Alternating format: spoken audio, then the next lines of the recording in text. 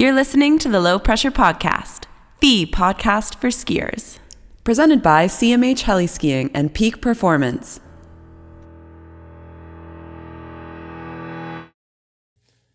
This episode of the LPP is brought to you by CMH Heli Skiing, Peak Performance Outerwear, Fat Tire Amber Ale, RMU Skis and Mountain Culture Shops, and the official destination partner of the LPP, Kicking Horse Mountain Resort in beautiful Golden, British Columbia. Enjoy the episode. We set everything up. Yeah. Everybody's gone. And we are sitting in the day lodge at Kicking Horse Mountain Resort. The kitchen staff and everybody else just left. So I was kind of hoping. I wasn't stalling setting up, but I'm glad because I think this is kind of working out nicely. Everyone trickled out right at the right time. Yeah, so for those of you watching on the YouTube channel, we're sitting kind of upstairs in the, I think it's called the White Tooth Day Lounge, Kicking Horse Mountain Resort. We didn't plan on being here today, but we're making do. Yes, we are. So what are we here for? We were gonna go heli skiing today in CMH Purcell. Right. And but BC weather, helicopters, fog, gloomy. You never know. Yeah. So we made lemonade. We made lemonade out of the snow coming down out of the sky. Yeah, so we have got skunked for the heli day, so it's a big crew of us. Yeah. Ended up cruising. 16. Yeah, ended up cruising straight to Kicking Horse for an afternoon, and had some great laps. It was really fun. Honestly, saved the day for sure. Right? Yeah. So we've been chatting a bit in the summertime, because I was thinking, man, I want to get that guy on my show, right? Because I see you post. So just to actually back it up a little bit, why don't you introduce who you are and what it is that you do? Yeah, so my name is Abe Kislevitz. I have worked at GoPro for 12 years now. I got the job straight out of college. I went to school for engineering and then started editing videos, and here I am 12 years later. At GoPro, my official title is Creative Fellow, but I don't even know if I know what that means. But I was at one point Senior Creative Director, editor, do a lot of stuff with our launch videos, as we call them. They're kind of like the new GoPro commercials that come out. I've kind of had a hand in every single one since Hero 1. So one of the cameras we're using right now is a GoPro 11. Yeah. You've been there for 12 years. Did you start there before it was launched? I started working with GoPro before the HD Hero, which is AKA the Hero 1. I have one of those still. Yeah, they're great. I actually did a comparison on my YouTube channel last year, 2 years ago, Hero 9 versus HD Hero, and it was not that bad. Not terrible, but still. I mean, the battery didn't stay on, but it was still good. That's cool. So do you have like an employee number? You're like, can you count like how many? I was like the 12th employee. I think I'm employee number 31. Oh yeah. But when I started in the office in Half Moon Bay, I think some of those people were remote, some were overseas. So the office was definitely like 12 or 13 people. It's pretty small. Wild. And how many of them other than you are still there? Nick Woodman, the CEO, and Rick Lockery. He's our head of marketing. Yep. Really great guy. And that might be it. Really? There might be one or two others that maybe are floating around. That's really cool. So you work in a company that has changed like the world, really, and how the world sees the world, to put it very uneloquently. Yeah. I'm kind of getting deep in my head already because I've thought about this. Like, back in 11 years ago, we started a GoPro night. Okay. Like an amateur GoPro night in Whistler. And everybody could make their movies. Solomon was involved in it. Mm-hmm. And we would load one of these bars and we get like 16, 17 edits. And it was like maybe like the first or second year. Yeah. And there would be some really, really good creative ones. And then there'd be like 6 or 7 minutes of like a chest mount just looking at some dude's knees and thighs moving up and down. The knees, stees. But it was awesome, and people were so fired up about it. We're like, this is so new and exciting. Yeah. And it completely changed how we see sport. Mm-hmm. Like not just action sports, but like everything. Yeah. So getting super deep right away, like you had a massive hand in that. Have you ever just stepped back and been like, holy crap? Like, has the weight of that really ever hit you? I don't think so. I mean, I don't look at myself and say like I had a big part in what was happening here. For whatever reason, I don't know. I kind of just see the rest of it outside of it. And I think also coming from the world that I was in, which was a very poor college student, and I kind of like paid my way through college and worked the whole time. Never could afford a camera. GoPro was kind of like when the HD camera came out, that was like the first affordable camera that you could get with that HD high quality. At the time, I was looking at trying to get the team, our USC ski team, which was my college team, trying to get the team sponsored so I could get cash to buy a camera to make YouTube videos. And then GoPro came along. And I think a lot of other people had a similar path where GoPro was their first affordable camera that was that high quality. So way back in the day, that just wasn't around. And Right. I think now, of course, you have tons of other options, but it was a pretty special time back then.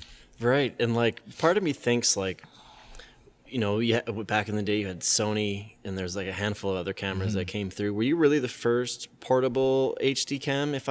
I'm not sure if you were or not.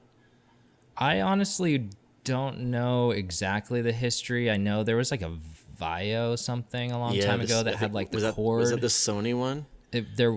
Before Sony, I remember seeing in some ski movies there was like the big cabled system, Right. and then Sony came along after GoPro. But yeah, there's been a number of things that have popped up and dwindled down over the years. Right. And then, so one of the things I was wondering about is what do you think it was that made GoPro win? Or like, of all the different cameras that were coming out, what was it specifically that had GoPro Excel? Well, GoPro was definitely first in that space. And I think that has the biggest upper hand, just being first and defining the category, which is Name recognition like an action too. sport or an action camera. Right. Because that category of products didn't exist before that.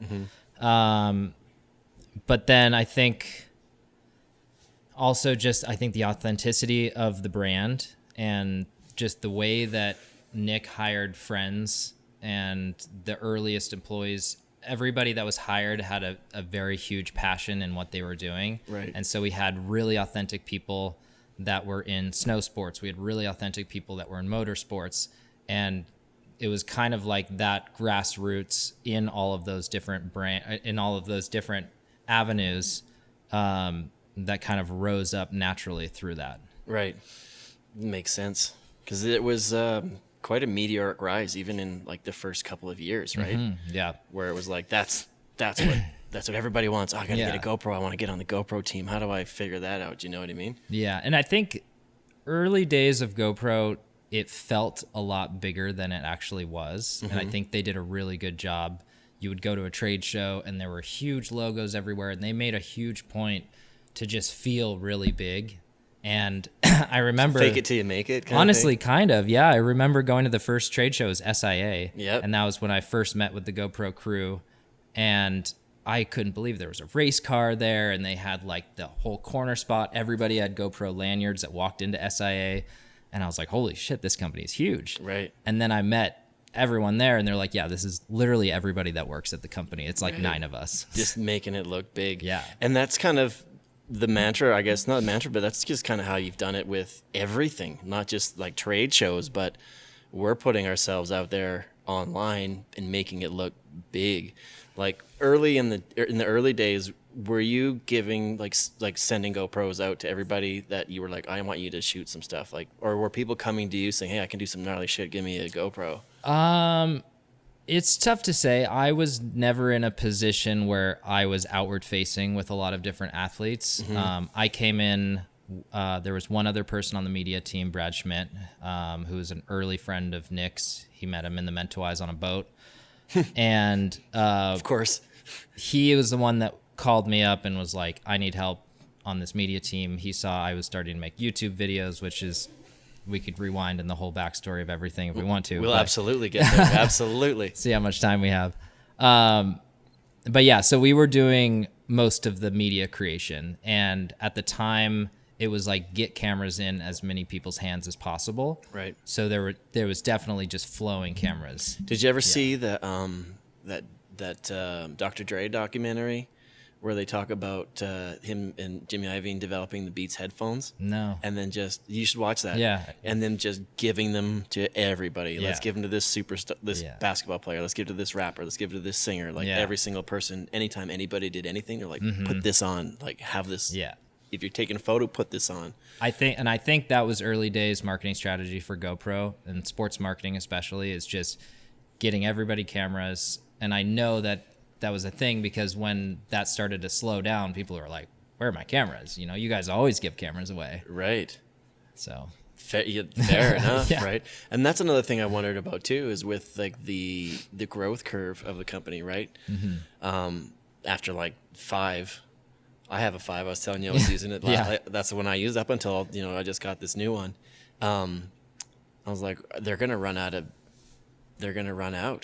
like of people wanting to get new cameras, right? Like how different really is the 5 from the 6 and the 7 from the 8, or even like you said, you tested the 1 and the 9, and it was like, yeah, 1 and the 9. Yeah, no, I mean that is definitely a concern, and I think until we had real analytics and data about who our customers were, I think that was always a concern. Making sure that every single iteration was something that was worth upgrading. I would say like if you have a 7, you could wait until a 9. And if you have a 9, you could wait until 11. Like a 2 upgrade path is probably kind of like good. with an iPhone. That's what I'm doing now. Exactly. Get a 2-year plan and wait till it's paid off. I'm like an iPhone every 4 years kind of person, so yeah, I'm not one to speak. I'm the same. Yeah. Usually until I lose one. Yeah, exactly. Until somebody convinces me that I use an iPhone every second of every day, that I might as well just have the nicest one, but still won't do it.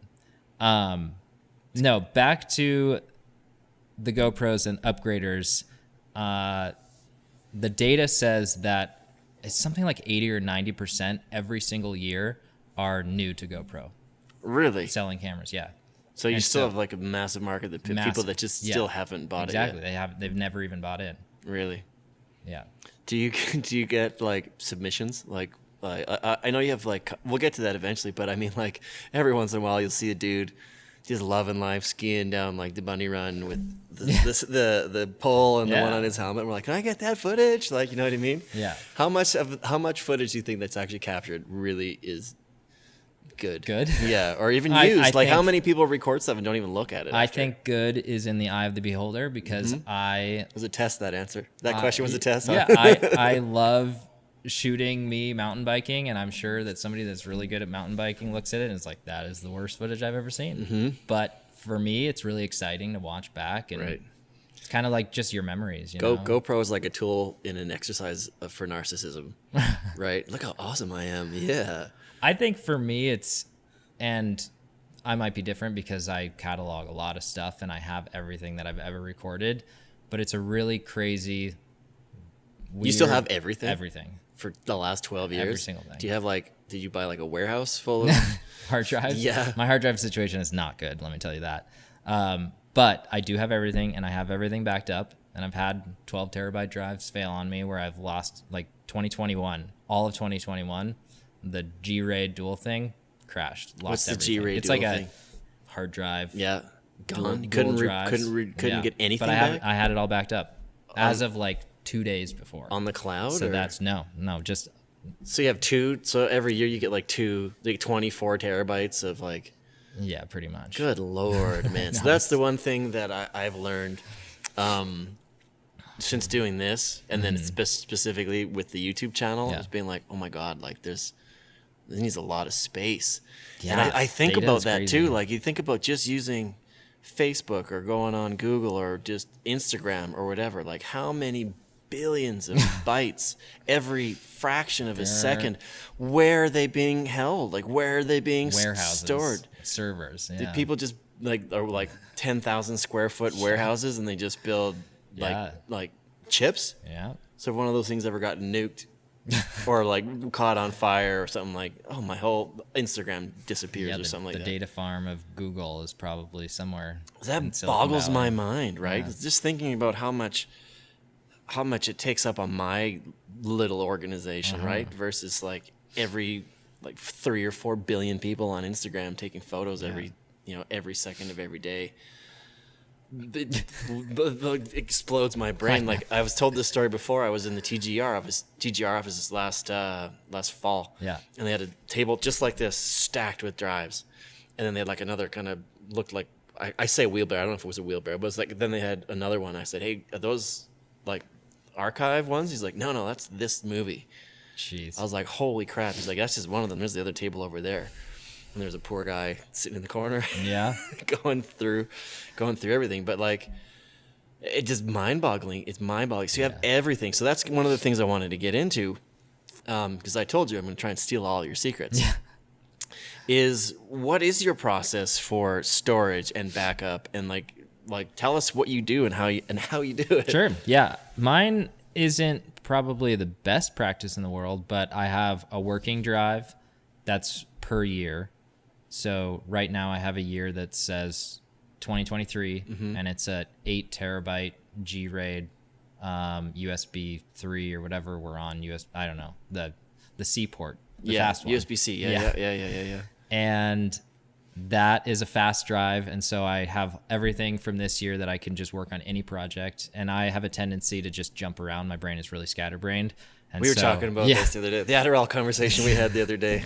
We're both curious. Yeah, we need to investigate that to make things make sense. But so I have all of my different things that I've shot, and I have a folder called Raw, and I have a folder called Live Work. Every time I go out and do something like a day of skiing, and typically I'll go skiing for 4 days at Mammoth, let's say. I'll make a new folder in Raw that says Mammoth Christmas break, and then I do it by day. Day 1, Saturday. Day 2, Sunday. Day 3, Monday. And I'll maybe do a little descriptor Sunday, Sunny Pow. In there, all the cameras that I have as separate folders. Oh, shoot, because of course you would. Well, on a typical day, I'll have a Max, which is a 360 camera. Maybe I'll have an 11, and maybe I'll have a Mini. So I'd say an average day, I have at least 2 cameras on me. And then I'll have Max as a folder, Hero 11 as a folder, and I'll say maybe what that is, Hero 11 head cam. If my girlfriend goes out, I'll do hers. And then just drop all the RAWs in there. Good Lord, man. That's a lot of effort. But I can find any given shot from any given year within a minute. And you got to have a good memory for that kind of stuff as well. Not obviously you were there and then you've labeled it, but you got to think like, what was this run or what was that run? Like, it's like today, for instance, you turned the camera on and it wasn't a great lap. No. Exactly. Like it was fun, but for the purpose of turning a camera on. Yeah. Right. But you left it on for like the entire run. Like the way I've gotten to a point where I edit my little edits, I'm like, start a run, beep. All right, that was the good part. Turn it off right away so you can get right through. But you let it run. Well, so that comes down to your content plan and what you're trying to do with the footage. And I would say the me of 3 weeks ago probably wouldn't have done that. I wouldn't have even brought a camera out today. But I started deciding I should get more into YouTube. And the only way that I can get more into YouTube is to do something that doesn't take a lot of work. And because I don't have time to edit stuff. Right. So my path of least resistance was to try to start doing these like raw long run. Yeah, I saw your last video and I was like, I actually had that thought. I'm like, this is kind of strange. I'm like, you didn't really edit it much. Like you're just standing around at the top of the chair and then they go for a lap. So it's just kind of like follow me through my life sort of deal. Yeah. I mean, it's less like a vlog. Like I'm not trying to talk everyone through my day and what I ate for breakfast. You're just turning yourself into the Truman Show. I don't want to do that. But I do think that there might be some value in like seeing a full run top to bottom in like what I do, which is color correct the shit out of it, make it look really pretty, make GoPros look really cool. And so somebody can see it and be like, A, that looks like a lot of fun. and maybe I'm connecting with him the way that he's interacting with his friends, whatever it is. Right. But B, dang, that GoPro looks really cool. I should probably get one for my POV experiences too. That's neat, because that's like, it's like the anti-Instagram, everything is perfect kind of, this is only the best of my life. You're like, well, this was a lot of fun, but this is the kind of stuff we did right before the fun, or like right after the fun, you know what I mean? Or like, this is fun, but it wasn't super special. Yeah. But it's still fascinating. People still watch it. I mean, we'll see. I honestly don't know. It's more of an experiment. Now, And is that specifically for your own personal YouTube channel versus like the GoPro channel? yeah, I do experimentation on my YouTube channel to try and see if something works or not, and then go to our team at GoPro and say, hey, this kind of worked for me and my channel. Do we want to try this with all of our athletes and like have a series? And I've done that with a few things, and it's worked out.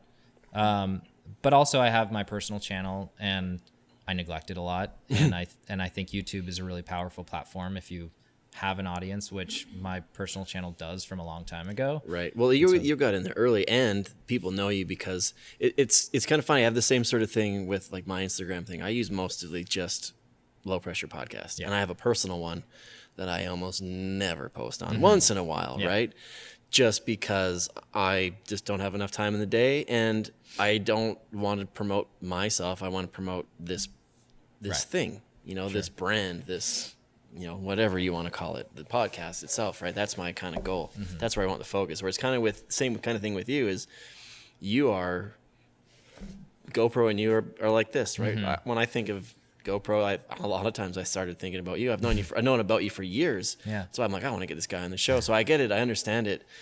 But it's also wise if you have that route where you can actually bring a little bit more attention to yourself. Right. So like, you're doing a lot of good work anyway. You've laid the groundwork. Well, maybe it's time for you to get one of those little buttons, those YouTube plaques. I got one. Do you have Yeah. one? How many do you have personally? Well, I got a 100K plaque. Jesus, I dude. have, So I think, like you already 150 or so something. all right. So you're like, I already have this. Well, Amazing. they're early. They're early people from a long. I don't think they're very valuable subscribers, maybe, because I think they're from 12 years ago. Does it matter I don't when it know. comes to the algorithm? No, I mean, I think Like when you put out that video that you put out last week that we were just talking about, like just kind of cruising around the hill, and I was reading the comments, and people Yeah. were like, "This was awesome, Nicole. You see that? Do that run?" And I was scrolling through. I'm like, "Which run?" No offense, Who knows? right? And I was like, "Oh, but people love it, right?" So I think there's a core audience of people that love GoPro, Right. That are thank you very much for coming from GoPro and following what Right. I do in my personal life. I And- really appreciate that. But But same thing with me is like I told you I want to steal your secrets, but I like what you do and I want to learn it Yeah. just as much as I want to watch what you do because you do it so well. And that's another aspect of it too, is people that are very good at what they do, no matter what it is, it's always fun to witness. yeah, and I think people just want to know how to make their stuff look like maybe what my stuff looks like. Obviously, I have probably the most experience of most people with GoPros. Well, you and- work and there, making right? content, Like you're you know? forced to, tinker and work. And, So, which is why most of my content on my YouTube channel are tutorial videos.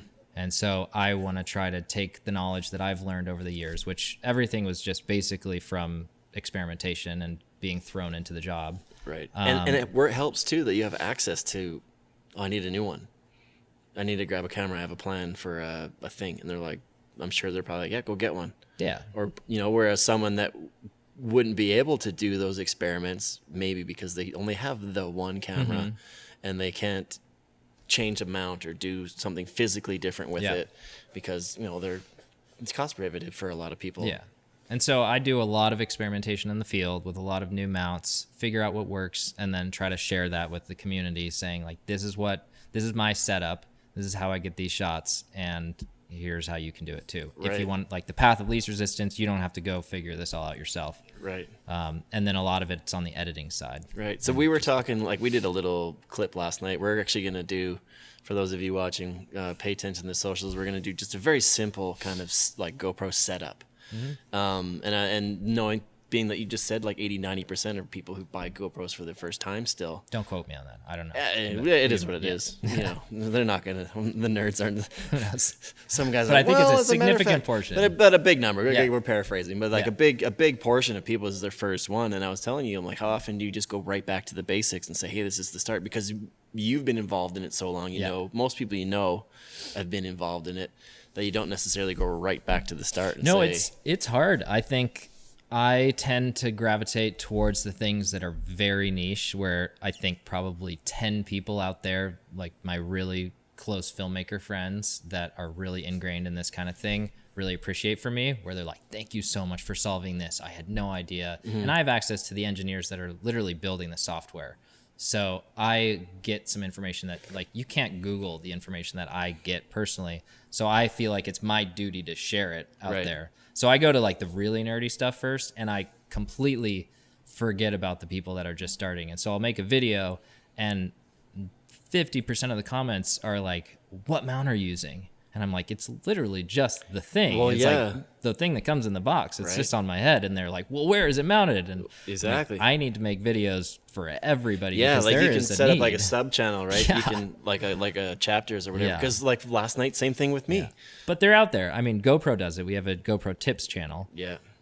So I don't usually think that I should be the one putting it out, but I think I could be the one putting it out, because I think that there is an audience that's looking to me to find the answers 100%. rather than the brand. That's why you're sitting here right now. I'm like, I'm going to get him on a heli trip. I'm going to bring him to Canada just so I can get his info.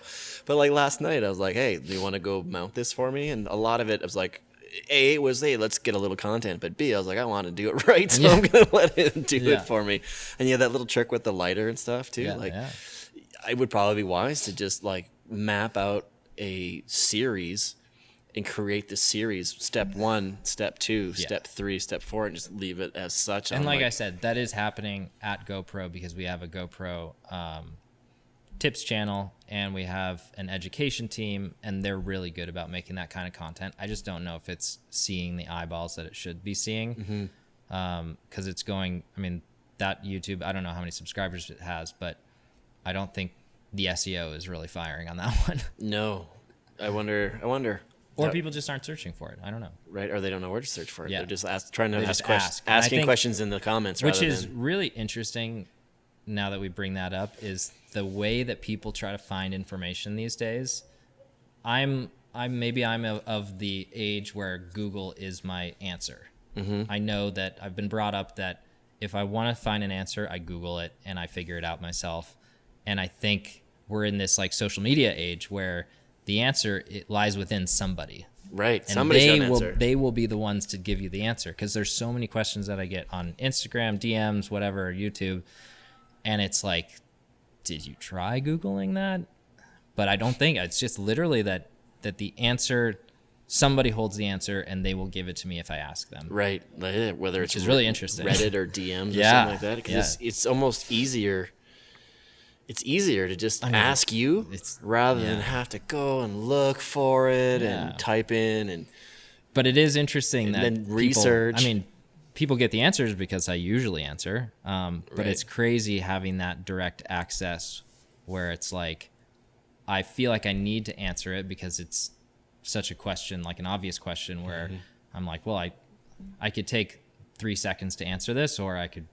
And do you feel obligated to do it? Or I kind of do, yeah. Yeah, because of your position within GoPro? Yeah, I don't want to ignore people, and people are frustrated trying to figure things out. And it does better for you as well, right? Yeah. Like you said, like you've got, you're basically a brand as well, right? You've got over 100,000 on YouTube. Put out those videos. Tutorial videos. Yeah, you know why? Because you're going to make some money on it. Get your AdSense rolling. Yeah, couple dollars of beer money. Hey, that's a couple dollars of beer money you didn't have the day before. You know Very what I'm saying? true. Yeah. So like with like for instance, you have I guess a creator here with us today, or Lucas. Yeah. And so I was chatting with you, and he's like, I was skiing with this dude. He's got a cool channel. He's up and coming, and it was kind of cool watching him go, because he's fully into it. Oh yeah. Right, like fires. Right, like I get a lot of work done, and when I'm doing podcasts and stuff, I'm paying attention. I'm thinking, how are we going to set it up? But he was just in it. Yeah. 16 people around. I saw him talk to maybe 3 different people. Camera this. He's on his computer. He's just obsessed with it. Do you find, like, throughout the course of your career with this, have you noticed kind of a shift in the types of creators that you have? Have you noticed that some people are, like, are there any themes or trends you've noticed through specific types of creators or people who maybe like Lucas have a bit more success? You know, is there anything that kind of jumps up in your head? I mean, I wouldn't say Lucas is obsessed. I think that he's dedicated to what he set out to do. Better word, dedicated. Yeah, because he quit his full-time job this summer. Wow. Where he was working in finance or something, and he's decided he's going to travel, live in a van, make videos as often as possible, if not every single day, and travel to different ski resorts. And his rise has been, like GoPro, meteoric. Yeah, he told me it's kind of crazy. I mean, doubled his following in like the last couple months. But even, I don't think the numbers really do it justice, because you look at, it's crazy because there's so many people with so many followings, and you look at the internet space and you see 100,000 followers, 500,000 followers, whatever. He's got 30,000 subscribers on YouTube, which doesn't sound like a lot, but when we went skiing at Mammoth, 25 people came up to us to say, dude, Lucas I follow you on YouTube. I watch your videos. Yeah, some dude, when we rolled up today, you were inside and some guy was like, hey, I saw that. I was like, yeah. So and he doesn't get it. He doesn't get it yet. He doesn't think he's got that and maybe imposter syndrome or doesn't realize that I'm sitting in a van in the dark going like this while everybody's having a beer or whatever. Like, I don't think he's realized where he's gotten to yet, which is kind of really neat. There's that imposter syndrome sort of thing, right? No, he's super humble about what he's doing, and maybe it's humility, but maybe it's just not even understanding where he is in the point. But he's like reached this inflection point where everybody that is in this community of people that like skis for fun, I don't know what it is. It's like his videos hit a very specific resort skiing people. He's found that niche. He's found that zone where people are pumped. And they love him. Yeah. And it's amazing because he does live streams. What's the channel? Lucas Catania. Right. Yeah. Yeah. And I'll put a link on the YouTube channel. I mean, his videos are, I sit and watch it, and I think the trend that if you want to be successful is connecting with your audience and persistence. And he knows that. And so that's why he's dedicated to, like, you can't make a video every day if you don't shoot every day. And so that's why he's out there with the GoPro every single run, shooting, so he has something to post. I know, I was joking with him today, like what I was joking with you a minute ago. I'm like, you've got like 3 cameras and like an entire 4 hours of footage to go through. I'm like, that's got to be brutal, man. He's like, yeah, it's kind of overwhelming. Yeah. But I think also this specific trip, I would imagine that he wants to do something right by it, because I obviously like invited him to come along. Right, you're the GoPro guy, right? Like, he wouldn't be doing that if it wasn't for you. There's a lot of people, and like I was going to ask you that question next. Have you ever felt that kind of imposter syndrome? Because I'm sure you have a lot of people coming up to you, giving you praise, knowing who you are, because you've enabled countless people just like him to be able to do what he's doing.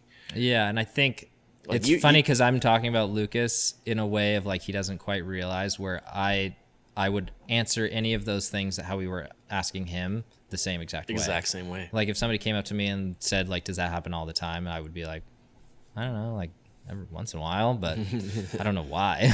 Right. Well, because you've shaped the world. You personally, exactly. Like I wouldn't say that. I would. You personally have shaped how the world sees things, sports and action and beauty and movement, and like it's like imagine what life was before GoPro versus now, right? Like even in the last 10 years, you get to a point where people can show. I honestly think GoPro is things like GoPro is a big factor in the progression of all of these sports as well, right? Like without question in my mind, because if you can't see it, you don't know that it can be done.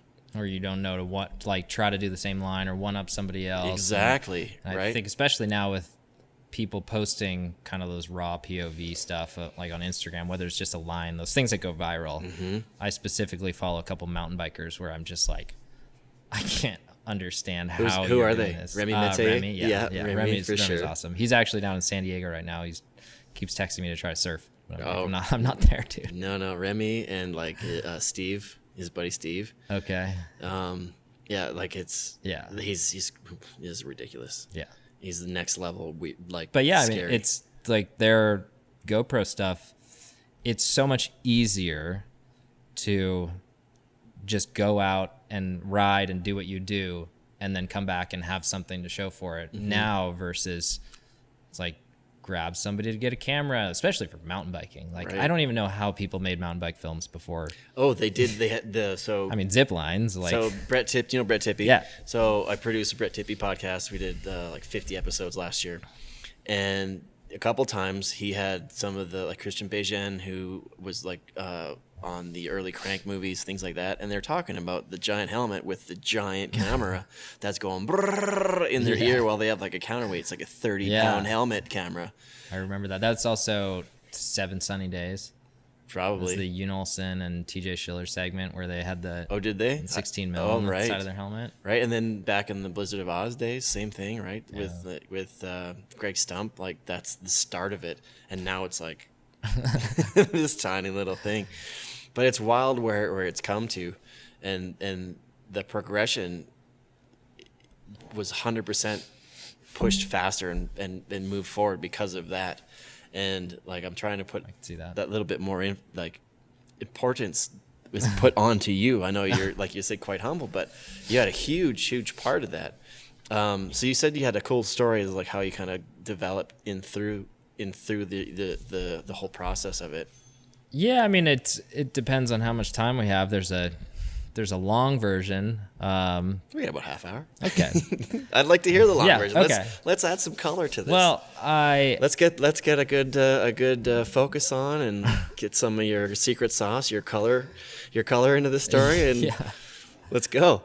Well, I think backing up so my background is in skiing specifically, and I think every decision of my life has always been made based on skiing. Have you been listening to my podcast and listening to what I say? I say that verbatim. Really? Yeah, I say that probably 3 or 4 times a week. Every major life choice I've ever made has been heavily influenced by whether I can go skiing or not. Yeah, exactly. So I started skiing in high school, so pretty late. I didn't have any formal ski training. I started in the park basically 2001, Mount Hood. I was watching Sammy Carlson was like 16 years old, and Eric Pollard was like the Sasquatch that was flying through the woods on these super fat skis that nobody had ever heard of.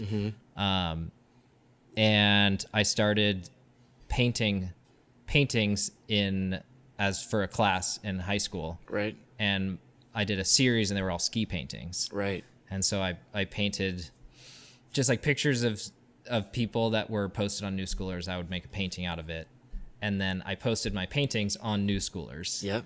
And I bet you could still find them. Yeah, I'm sure I could. Yeah. On New Schoolers, I'm sure. But from there, Matt Sturbins from Forefront at the time reached out and asked if I wanted to do top sheet graphics for Forefront. No way. Which was crazy. So my start in the ski industry actually started a lot earlier. And right when I graduated high school, through all of college, I did like 40 different top sheet designs for Forefront, which is kind of funny. Oh, no way. Yeah. I didn't know that. Yeah. That's very cool. Yeah.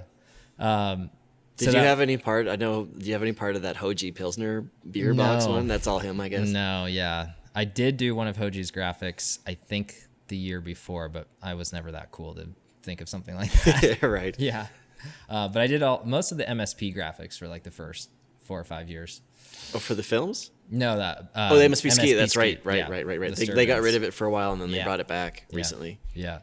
That has nothing to do with my story, but that's kind of a fun. No, it's good. It 100% has everything to do with your story. Absolutely, it does. Fun side of the ski industry thing, right? Which is because it gets your foot in the door, right? Yeah. It makes you realize actually this is really what I want to do. This is where I want to be. Yeah, and so when I went to college for engineering, and I hated every second of it, and so any chance I got to not focus on the actual school, I took it. So I was helped lead our ski team, which we had a ski team that it was like a club, right? But we got a house in Mammoth for the entire season, and my senior year I skied 120 days of Mammoth. So it was basically like I was skiing for college in Mammoth, and I would go back to LA, pull 2 all-nighters, take a couple tests, and go back up to Mammoth. Right. And I was just thinking the entire time, I'm like, I'm not going to get an engineering job. There's no possible way. Right. But I have always been fascinated. Did you finish your degree? I did. Yeah. Just because I had to finish it, right? You didn't want to swap majors or anything? Or? I wanted to originally go into something called product design, which is like half engineering, half art, graphic design. Mm-hmm. And I went to the dean of the engineering school, and I was like, here's what Stanford does. Can we do some sort of thing like this? And they're like, we're not Stanford. No, you can't do that. Right. So I had to take like fluid dynamics and you heat can transfer. You can design a bridge. Yeah, exactly.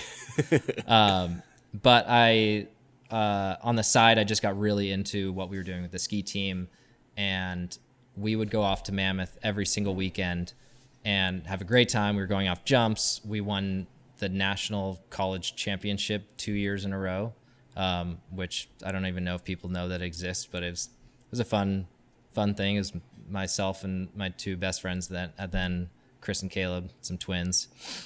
And, but we were always gone on the weekends, and nobody knew what we were doing because we were just not around. And so I thought I wanted to start making videos of what we were doing because it was pretty fun. Like Mammoth has huge jumps. We were going off jumps next to each other. We learned how to do backflips. It was sick. Right. But nobody knew, but you were young kids, and no one knew how sick you were. And you're like, I got to show some chicks this stuff, man. So, and we were also always trying to recruit people for the ski team. Right. So every year it got bigger. When I started, it was probably 40 people. And by my senior year, it was 120 people. Every single weekend, we'd probably have like 50 people in the skeet house. Cool. Is the club still rolling? Yeah. Yep. Still rolling. And they still have the same exact house. No way. Yeah, it's crazy. We should have bought it way back then. Right. And rented it out to them. So I started this YouTube channel, and I started making USC ski team videos of the week. What year was that? That was 2007. So like 2 years after YouTube comes out. Wow. And they were bad. I had a Canon Digital Elf, this tiny little camera, and I was just like zooming in and like taking little videos, and it was fun. And then one of our ski team officers went to ASR trade show, which is a action sports retailer in San Diego. Right. They met GoPro there. This guy, Justin Wilkenfeld, who worked for GoPro for a long time, early employee, and was like, hey, we have this ski team. We started making these YouTube videos. We'd love to up our camera situation. Do you want to send us a couple? And they were like, yeah, no problem. They sent us a box of 2 of the pre-Hero HD Hero cameras.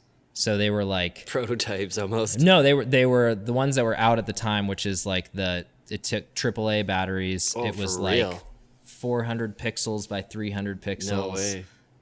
Was it better than your little cyber shot or whatever? No, it's horrible. The quality was honestly horrible, but I still have like the first video that I took on it, and I'm like walking around. I'm like, these are the helmet cameras. You put them on your helmet, and then we can like go off the jumps, and I don't have to hold it.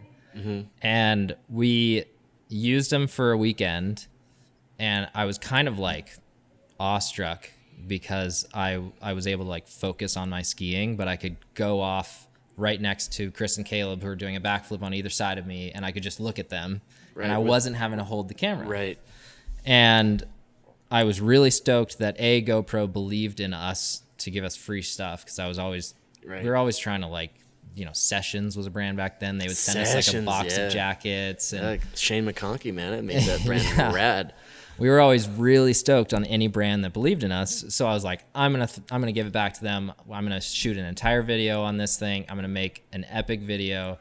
It was my first time not using iMovie, so I popped into Premiere, spent all night long editing to music because I could actually like cut to the music. Right. And then the entire team watched it in the morning over breakfast, and then we were all sitting in the house. And then I put it on YouTube, and the GoPro gang saw it, and I still have the email that was like, just saw your video, this is some insane shit, and like sent it to all the people in the company, which is like 7 people, 8 people at the time. Right. And then from there, they had me come out to Mount Hood and help film with the prototype HD camera. So you really were there even before you started working there. You were helping develop their product, Well, that was not really developed, but it was just like we were shooting with the early cameras, right. And we were kind of one of the earliest people to start putting cameras on poles and like do the whole GoPro thing. By develop, I mean that, right? Yeah. Develop how it works. Yeah, like what you could do with a GoPro. Yeah, exactly. Yeah. So even before you worked there, you were already like laying those seeds. Yeah.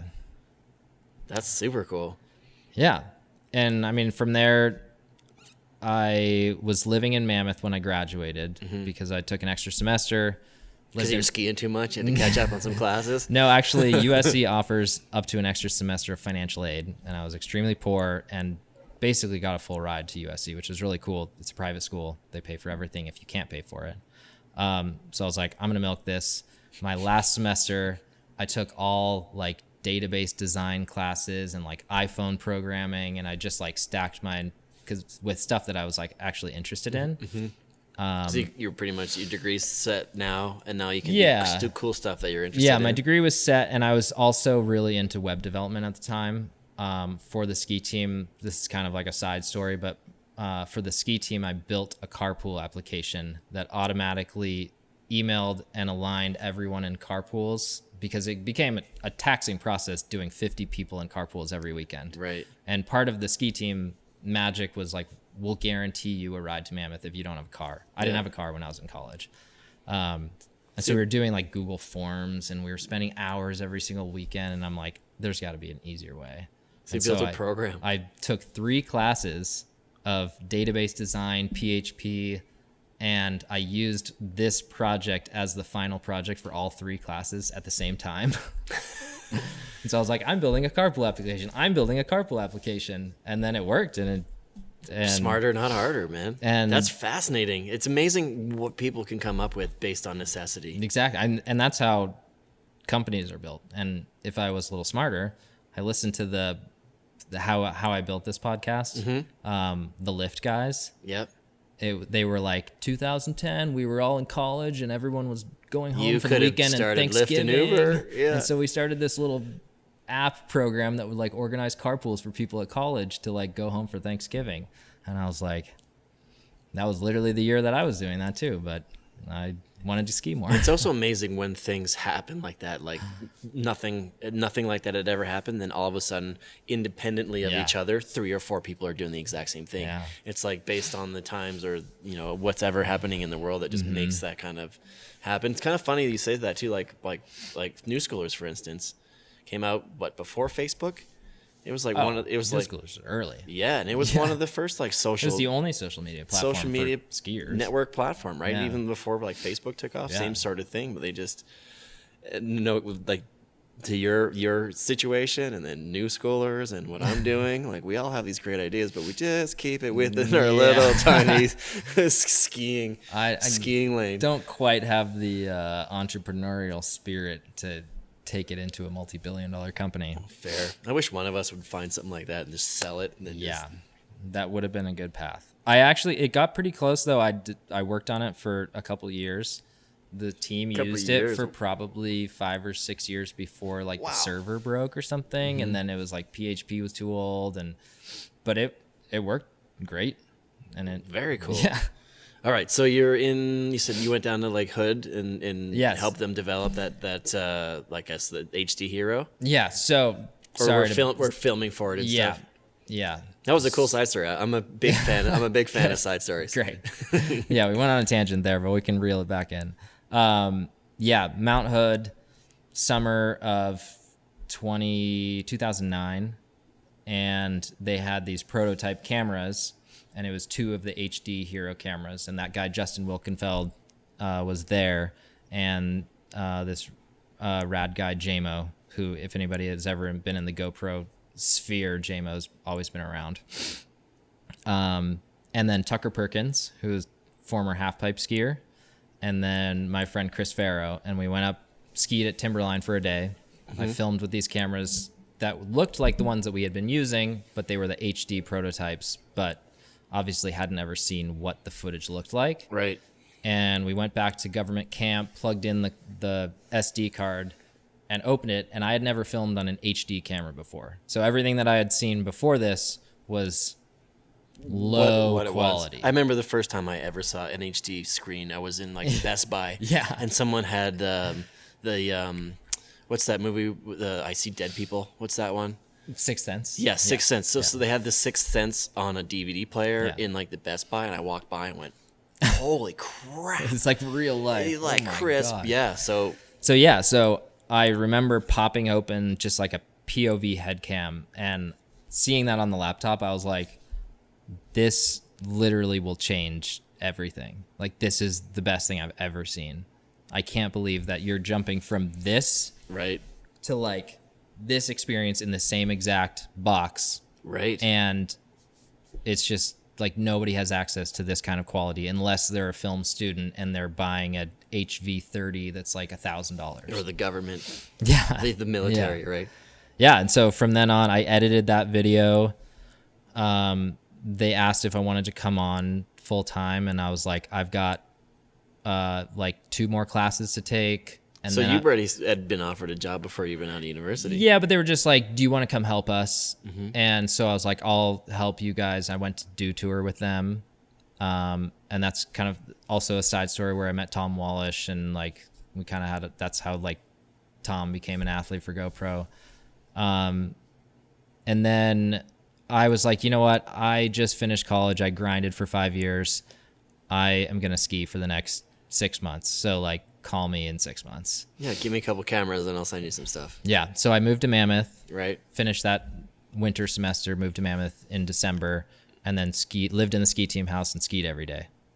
And it was the winter of 2010, which if anybody knows Mammoth, that was like the best winter they've had probably since until maybe this year, but Right. yeah, we'll see.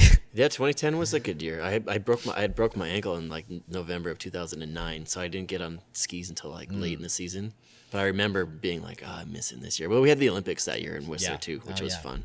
So with that 6 months, the HD camera came out right before that. So it went live. I had edited the video, which is like the HD ski movie. They sent me a couple cameras, and I was just skiing every day. I was learning everything I could possibly learn about how to like transfer footage, how to like transcode, how to color correct. And it was all just based on people that had like nice film cameras. But I took all of that knowledge and I was relaying it to the guys that were working at GoPro. And I was like, here's how I did this. Right. Here's how you can get the best Were quality. they paying you at this point in time? No, but they were sending me free cameras and I was excited. And It's amazing what people do for free with just nothing but enthusiasm. Totally. Right? Yeah. And I got invited to the NAB trade show, National Association of Broadcasters. Oh, yep. And it was to basically meet the team of GoPro, and it like got flown out to Vegas, and I was sitting at a blackjack table with Nick Woodman, and he like handed me $200 worth of chips, and I was like, this college student that had maybe $5 to my name and no car. You're like, do I have to gamble with these? I was just like, cash I them? Can literally cash was them like, out? I can't. This is too much money. I'm gonna lose it all. I've literally never played blackjack. Please don't do Can I this to cash me. these out and take them home, please? And Nick was like, you're playing blackjack. And that essentially ended up being like my job interview, Wow. which was a week at a trade show, standing in front of a 3D TV explaining what the future of 3D is for cameras. That's really, really awesome, man. What a story. And then, did you move down to, they're based in San Diego, or are they It based was San Francisco at the time, Half Moon Bay. And I had a lot of hesitations, actually. I thought before I went to that trade show, I knew that there was kind of like a job on the table if I wanted it. But I did also have a job offer from Forefront for the creative director position. Because I had done graphics with Forefront. I built their website one of the years. And I thought, creative director, that sounds like an epic role, because it's got all the different things that I like about doing art stuff, but I can also not just do art. And I thought that kind of throwing my degree away and, I'm like, I want to do something that's a little bit substantial, and I don't know if art is really the direction that I want to solely be in. Right. And you can still do art when you do other things, right? That's the great thing about that. Like, you can say you chose that job. You can't really work on cameras when you're doing art, but when you work on cameras, you can still do art in your spare time, Yeah. And so I ended up talking to the guy Brad for a really long time, who was working at GoPro, and he's like, I don't know, man, this company is going to grow fast, and you can literally have whatever you want at your disposal. We'll buy you a new laptop. You'll get a nice cinema display, and you just have to move out to San Francisco. And all of my friends, my best friends, were in college at the time, still at USC. And the job at Forefront was in Salt Lake City. And Forefront was like, every time it snows more than 18 inches, you get the day off. And I just didn't know if going to San Francisco, working for a tiny startup that had a questionable future, was really the right call, because it was kind of far from skiing.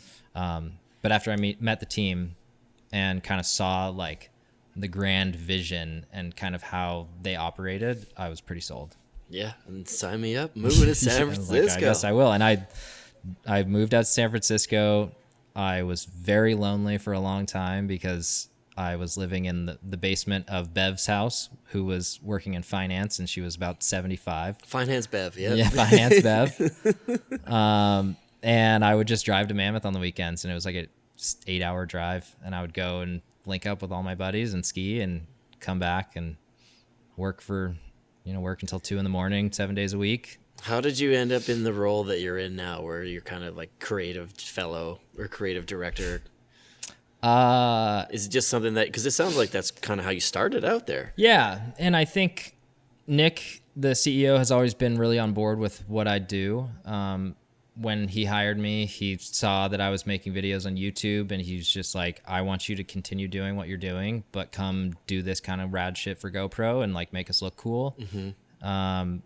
And so when I started, it was just 2 of us, but we grew very rapidly. And the media team at one point, or our media division at one point, was like up to 200 something people. Wow. And were you like in charge of that? Or are you heading that up? No, I part of it. I kind of just drifted towards the ski side of things. Okay. So I see. That makes a lot of sense, because I'm So still it's like, thinking just in strictly skiing stuff. No, but there's dirt biking, mountain biking, surfing, and everything. So everything. We started expanding pretty rapidly, and then we split off into different verticals, and we had like music verticals and moto and just like everything you could possibly imagine. I always saw myself in the ski side of things, and so I would head up like our ski shoots, and anytime we had big launch videos, I would be like, we should probably take like Ben Chetler and John Jackson and like go to Japan. It would be really sick. Let's make a video, and like that'll be our segment for the launch. And but I've always had a hand in the launch materials, right? Because my specialty, I would say, is making the camera look as good as it possibly can. And the only time, like the time where that's really important, is when we launch a new camera. And then those, like the new camera, but then also like those year-end compilations. Yeah, the year-end compilations are kind of just like repurposed material from everything that we had done. The $1 Million Challenge, which is like another year-end compilation that I've had awesome. More of a hand in. But really the launch commercials and any TV commercials. And back in the day, GoPro was doing a lot of TV commercials. So I was kind of the dedicated colorist, where at first I would fly down to LA and sit next to this colorist who would color it. And then I was like, I could probably do this myself. So then I kind of took over that job as the resident colorist. So I would color everything. I would color all of our TVs. And like the trade show people would come and be like, Nick says that you have to color this TV. Can you like set it up? Oh, just like the different levels and stuff. That yeah, will go like well literally with just how you the edited TV, it. and then it became like our POP reels, which is in the stores when you walk What's in. POP stand? Point of purchase. So if you're in an airport and you see a display, right. We would make that video. I would, with the team working with me, we would cut that together, and then I would be in charge of making sure it looked good and coloring it and making sure that all the shots were the right shots. And I was basically like the outward quality control person. Right. Focused on skiing, but kind of overseeing. I would do the ski side, but then I would also do like the brand quality control of video. And that's what I was alluding to before, is like how a lot of people see the world and see their sports is directly related to what you did, which is pretty amazing, man. Like I want to give you like credit. Like I want someone to like give you some sort of an award or something like that, because you've changed lives, you've changed industries, not just skiing, but every major sport. I mean, there were a lot of people that Obviously, but You they're know. not sitting here at this table right now.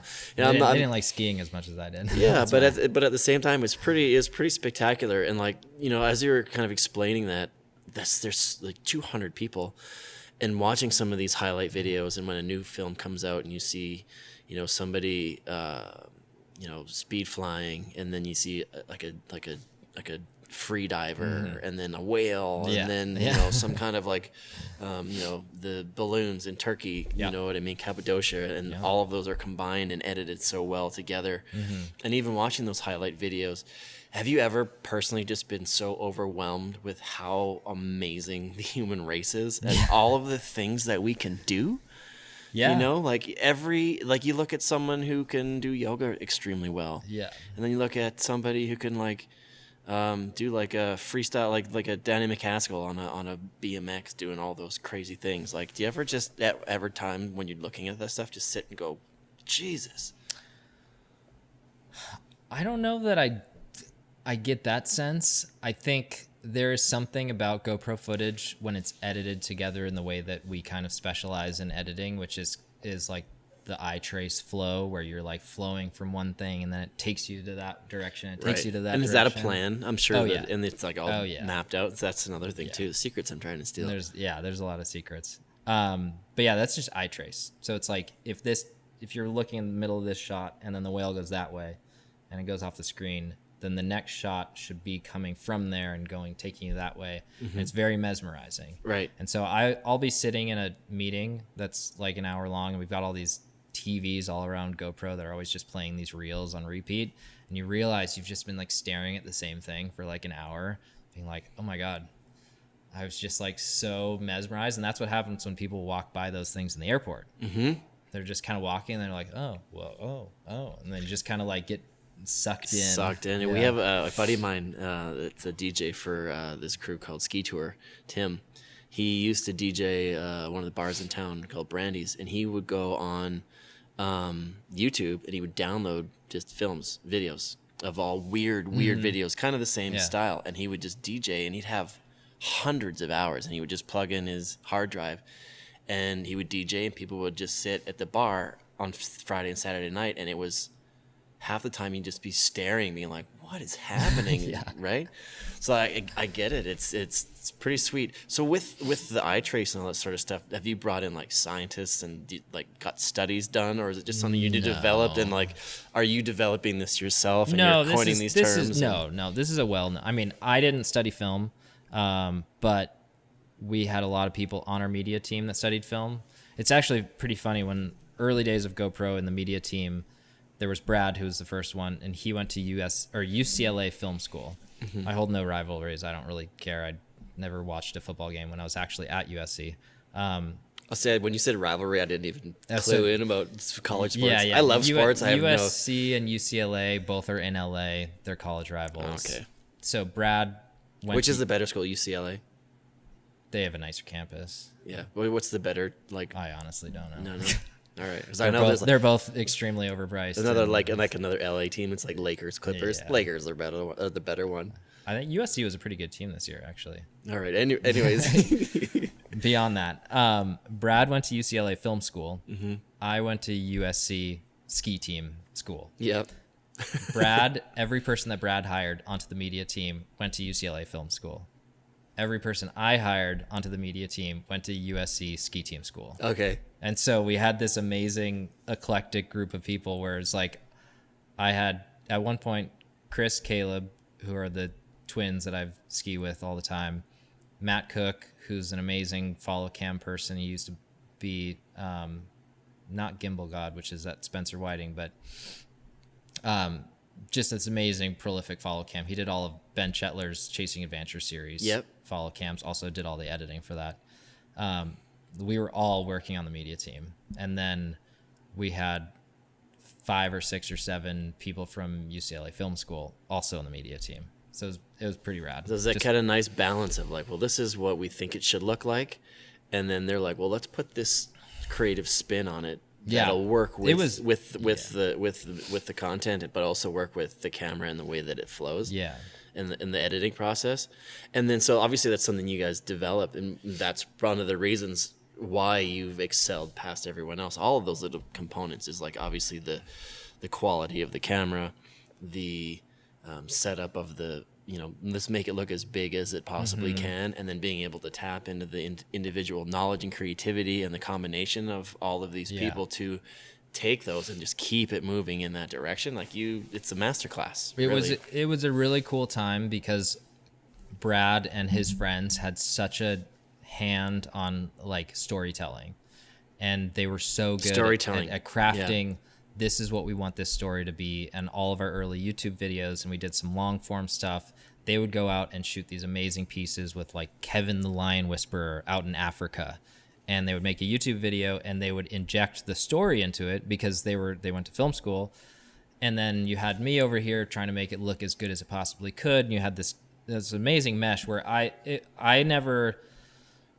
was always very receptive to be like, you guys, please come help me edit this video because I want to hear what you think. And we had a really cool collaborative environment where even all the new people that we would hire into the media team, it was kind of just like this big school of media. Right. And I think everybody that worked at GoPro on the media team at one point went on to create their own production companies and do great things because we just had this very amazing collaborative environment that taught people how to be filmmakers and creatives. Right. And you're able to use what you went to school for in a fun way, right? Yeah. Without having some director scream at you, for coffee, because that's what you have to do after you go to film school. If you want to go into, I assume you go into like Hollywood or something, you got to start at the bottom. Totally. Yeah. Whereas this way is a really cool kind of creative way for you to like learn and use what you've learned, which that's fascinating. Is there anything in all of this time, all of the people that you've met and the things that you've seen? You just mentioned Kevin the Lion guy. He was on the screens while we were at the bar that my buddy was spinning for sure. Like absolutely, sure. Right? Yeah. Is there like a top 3 or just anything specific that kind of jumps out that just stays with you in part of your experience of just things you've seen or trips you were able to go or things you could experience through GoPro? There have been a lot of amazing things filmed on GoPro where it's just kind of like, that is the most fascinating thing I've ever seen. I mean, like the Red Bull Stratos jumping from space. Oh yeah, what was the guy's Michael something? What was his name? I honestly don't remember, but right. That was still like what, 8-9 years ago almost? Maybe 10 years ago. Yeah, it seems like it was yesterday. Yeah. That was really crazy. I mean, that stands out. But for me personally, I did a trip down to South America where we went heli skiing with Travis Rice and John Jackson. And like that trip still is burned into my memory as just being like the most, I think just where I was at the time, looking around, and we're up in the Andes with like this guy stoking a fire underneath this hot tub that's out in the front yard. And we're just like, what are we doing here? Helicopter landed in the backyard. So the stuff from that, just to kind of like have those as memories that I can look online and just them. Be like, and that's interesting you bring up memories, because people say that you only remember something the last time you remembered it. Do you know what I'm saying? Like you remember, you experience something and then you remember it. Yeah. And the next time you remember it, you're just remembering what you remembered. The memory of the memory. Right? Yeah. Which I always thought kind of funny. And then you've got this catalog of, that's another thing that you've done for a lot of people too, is enabled them to have those memories. Like I was teasing the guy cruising down the green run, and I'm like, hey, get your footage. Well, he's going to have that forever. He's going to remember that run. He's going to remember that trip. Maybe this is his first time riding, and which is pretty special. Only time in Canada. So to wrap it up, just another kind of you question, like diving in deep, is you're still at GoPro. Yeah. Right? Yeah. You're here in Golden right now. You're heading to Japan in a couple days. You still get to do all these trips. Like you said, it's just all of this came from skiing. Yeah. You did mention a lot of these guys went on to do their own production companies and went on to do this and went on to do that. What has kept you working here? That is a great question. And I think it's the combination of everything that I am really passionate about in my role at GoPro. And for whatever reason, the stars aligned and things happened for a reason. It seems like, at least. but I love technology. When I was little, I was just always on the internet looking at new technology, new tech, gear. And I love art, that kind of thing. And this role at GoPro, and I also love just being outside in action sports. And this role at GoPro has just kind of like perfectly placed me at the intersection of all of those things. We didn't really talk about it today, but half of my role at GoPro is actually on the engineering side and being clued into new product design and developments of new cameras, and just making sure from my perspective, with the history that I have, and also just being out in the field and skiing all the time and doing these things outside, being able to make the cameras as good as they can be for people that are actually out there using them. So the engineering side, I think, is what keeps me there, because it keeps my brain firing, and it's like really intriguing to learn all of the stuff about there is with the technology. It's kind of insane to be on that forefront of having the access of, like, this is what the new sensors look like for the next 5 years. This is what the new chips are. And GoPro's really dedicated to actually making the best possible camera they can make, which is really cool to be on that inside and try to make that product for everybody else to use and enjoy. Right. Very, very cool. Sounds like a dream job. It definitely is, and that's why I'm still there. Awesome. Well, next time we talk, I'm going to dive into a lot of that. We'll do it for the nerds. Don't be offended, nerds. You know what you're talking about. But like all of that back end stuff is fascinating to me as well. We could get full on into it. Oh yeah. We'll have to save that one for the next one. Sounds good. Awesome. Hey, thanks for coming all the way up this way. Thank you very much. I enjoyed this convo. Thanks, buddy. You. Yeah. Thanks for watching this video on the LPP YouTube channel. If you haven't yet, please hit that subscribe button. It would mean a lot to me. And while you're here, you might as well watch this great LPP highlights video. Thanks.